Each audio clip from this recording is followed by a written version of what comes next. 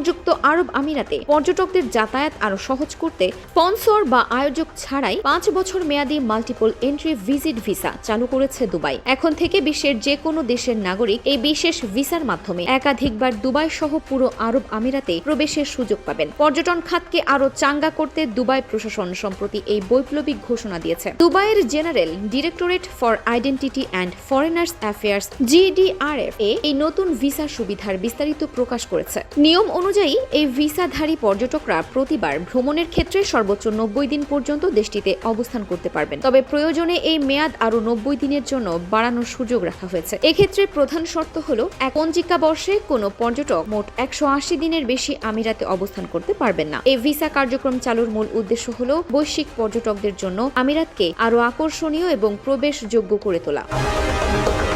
GDRF স্পষ্ট করে বলেছে যে নির্দিষ্ট কিছু যোগ্যতা ও আর্থিক সক্ষমতার প্রমাণ সাপেক্ষে বিশ্বের যে কোনো দেশের নাগরিকরাই এই দীর্ঘমেয়াদী ভিসার জন্য আবেদন করতে পারবেন। নতুন এই মাল্টিপল এন্ট্রি ভিসা পাওয়ার জন্য আবেদনকারীকে বেশ কিছু প্রয়োজনীয় কাগজপত্র জমা দিতে হবে। এর মধ্যে রয়েছে আবেদনকারীর সদ্য তোলা রঙিন ছবি এবং কমপক্ষে 6 মাস মেয়াদ সম্পন্ন পাসপোর্টের কপি। আর্থিক সক্ষমতার প্রমাণ হিসেবে আবেদনকারীকে বিগত 6 মাসের একটি ব্যাংক স্টেটমেন্ট জমা দিতে হবে। সেখানে ন্যূনতম 4000 মার্কিন ডলার বা তার সমপরিমাণ অর্থ স্থিতি ব্যালেন্স থাকার প্রমাণ থাকা বাধ্যতামূলক। এছাড়াও আবেদনকারীর জন্য আমিরাতে কার্যকর এমন একটি বৈধ স্বাস্থ্য বীমা বা হেলথ ইন্স্যুরেন্স এবং নিশ্চিত ফিরতি বিমান ticket confirmed round trip ticket থাকা জরুরি বলে জানিয়েছে কর্তৃপক্ষ।